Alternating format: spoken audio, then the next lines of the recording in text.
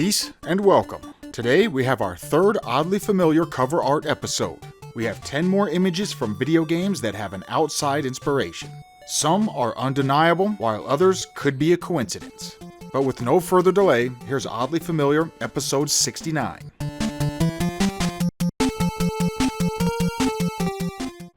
Our first up is the cover of the game Rastan Saga 2.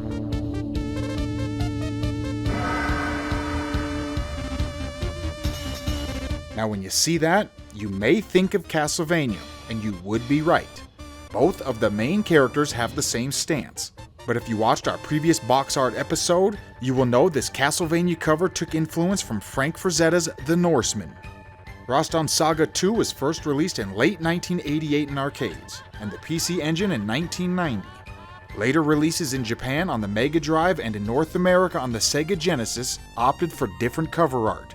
Maybe they changed it because of the similarity, but who's to say if Rastan Saga was influenced by Castlevania, which was released 2 years earlier in 1986, or if it was influenced by The Norseman, which was released 16 years earlier in 1972.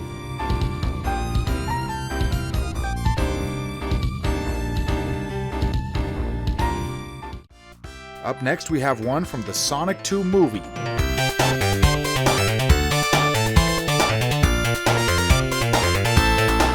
Just wanted to mention this one really quick. A lot of people caught it, but I must say this one pleased me. I was glad to see them paying homage. In my opinion, this is how it should be done. When you bring back an iconic character, try to respect the source material. All of that original stuff is what helped make it good in the first place. That's why people were fans. They changed the poses a little bit. I think Tails has more of an attitude, and they did add a colorful background. Overall, this gets a thumbs up from me.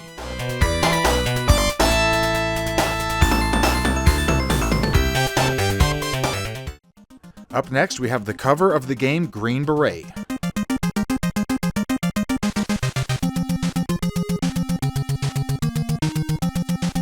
If you're American, then you may know it under the title Russian Attack, although that cover is not the one we're talking about. The covers we're looking at are from the Green Beret versions. First released in arcades in 1985, these covers debuted when the home versions came out a year later. If you compare that with the Punisher number 5 from May 1986, the main characters have the same pose. If you rotate the Green Beret cover just a little bit, you can really start to see the similarities. From the facial expression down to the details on the gun like the iron sight.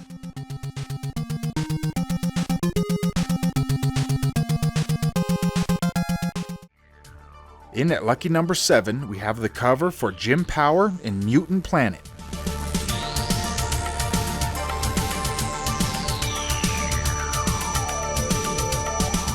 Not the most popular game on our list today, Jim Power was released in 1992 for the Amiga, Atari ST, and Amstrad CPC. A year later, it was released in Japan with a different cover, which oddly enough, Jim Power looks a little bit like Arnold. But let's take a closer look at the original cover for now. The face might not be as familiar, but this is another entry about the pose. Compare that with this picture of Jean-Claude Van Damme. This is more than just a coincidence. They did give Jim Power a shirt, glasses, and a hat that isn't on right, but if you look at the smaller details like the shading, you will notice many similar things. The way the light reflects off of his elbow has been emulated, as well as the little fold in his hand that almost makes it look like he has an extra finger.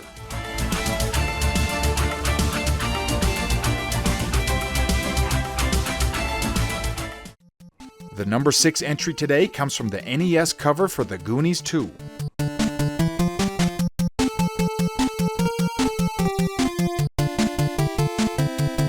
This Konami game was released in 1987. First in Japan and later in North America. Both have the same artwork, just spruced up a little bit differently. I like the North American version because it has that classic Konami gray box style, but if you want to see all of the artwork, I would suggest the Famicom manual or cartridge. Now, let's compare that to Jewel of the Nile, the 1985 movie starring Michael Douglas, Kathleen Turner, and the one and only Danny DeVito. The cover doesn't have a lot in common, but these two people here look an awfully like these two over here. Not only do they both just happen to be swinging in like Tarzan, but look at the position of these legs. On the Goonies cover, he's carrying what looks like to be a boomerang, and on Jewel of the Nile, he's carrying Danny DeVito.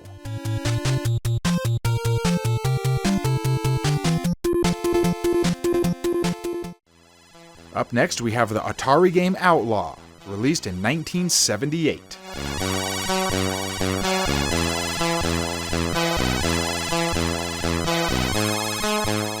This one is a popular image from the movie Outlaw Josie Wales. You can see it on its posters, DVDs, and even its Blu-rays. For example, if you search the term Outlaw Josie Wales on Google Images, 7 of the first 9 pictures have this exact pose, although the image on IMDb is mirrored for some reason. This movie was released on June 30th, 1976. The arcade game came out before the movie, but the Atari game, which steals the pose, came out after the movie. It makes me think the devs saw a trailer or an advertisement for the movie, went home and rushed out a game before the movie was released. Then, later on, took it a step further and actually used an image from said movie. But that's only a theory.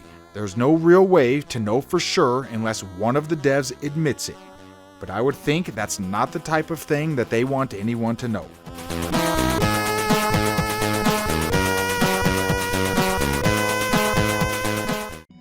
Next on our list comes from Wise 3, Wanderers from Wise.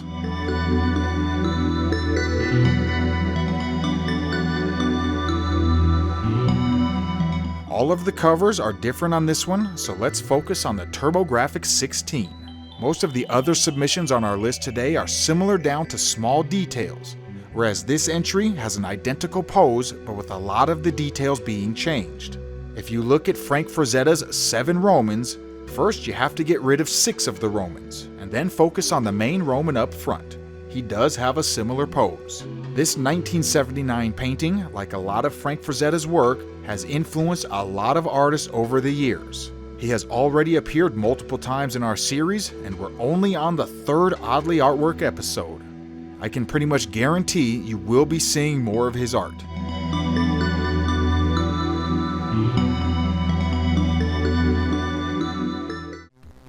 Up next, we have the cover art for Pulsoids.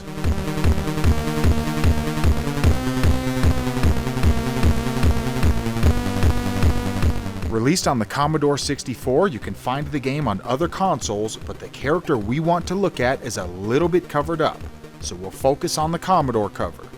Pulsoids was released in 1987, 3 years after the original Ghostbusters movie in 1984. And if you take a look at a certain shot of the Ghostbusters, you may see a pose that looks familiar, minus a few changes. These are basically the same exact pose, from the way he's standing all the way down to Venkman's name tag. It's too dark to see if it actually says Venkman, but I'm sure they would remove that. They did remove the proton pack and also removed his gloves, but that still looks like Bill Murray to me.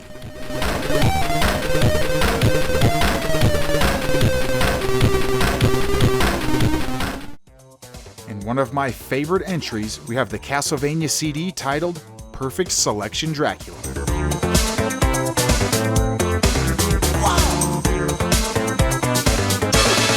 Released in 1991, this CD has appeared in our Oddly series because of what's on the CD. This time, it's about what's on the cover. Let's take a closer look at that castle. That, without a doubt, is Neuschwanstein Castle in Germany. This castle dates all the way back to 1869 when construction was started. It opened later in 1884. I found the closest angle that I could, and I think it's pretty close to exact. The text on the Castlevania cover overlaps the castle a little bit, but you can see enough details to know it's the same castle.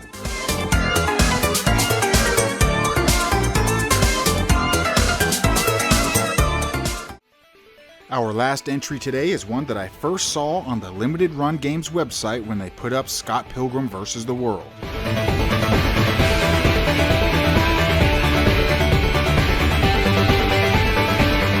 This isn't the original cover that I think most people would associate with the game, but this cover and even the one on the inside, as this is reversible, have a similar pose. If you don't see it yet, just picture Sonic the Hedgehog. More specifically, the cover for Sonic Adventure.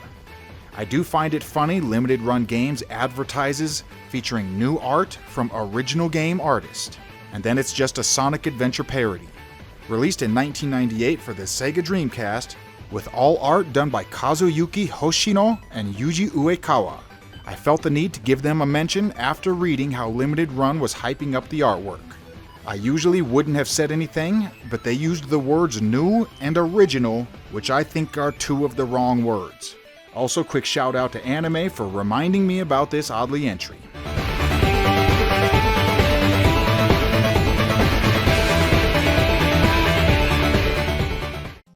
We do have a bunch more covers that we can use in a new episode, so you can expect to see another artwork episode sooner or later. Last but not least, a shout out to gold level patrons Bearsona and Quantum X. I am ICC. Thanks for watching. Peace.